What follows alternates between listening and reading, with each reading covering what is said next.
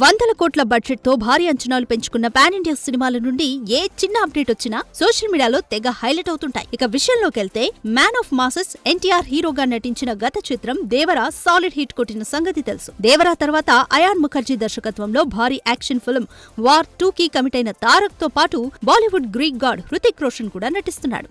అయితే ఈ సినిమాలో తారక్ మంచి పవర్ఫుల్ రోల్లో కనిపించనున్నాడని, అలాగే హృతిక్ తో పలు ఎనర్జెటిక్ యాక్షన్ మరియు డాన్స్ సీక్వెన్స్లు కూడా ఉన్నాయని బీటౌన్ లో గట్టిగానే వినిపిస్తుంది. ఇక ఈ చిత్రంలో ఎన్టీఆర్ వీరేంద్ర రఘునాథ్ అనే పేరుతో పిలువబడతాడన్న మరో క్రేజీ అప్డేట్ లీక్ అయి ఆడియన్స్ ని తెగ మురిపిస్తుంది. యష్ రాజ్ ఫిల్మ్స్ బ్యానర్ లో తెరకెక్కుతున్న ఈ సినిమా ఆగస్టు 15న రిలీజ్ అవనుందని ఇప్పటికే హింట్ ఇచ్చేశారు మేకర్స్. చూడాలి మరి బాలీవుడ్ లో పాగా వేయాలన్న మన యంగ్ టైగర్ ఆశలు ఏ మేరకు నెరవేరుతాయో.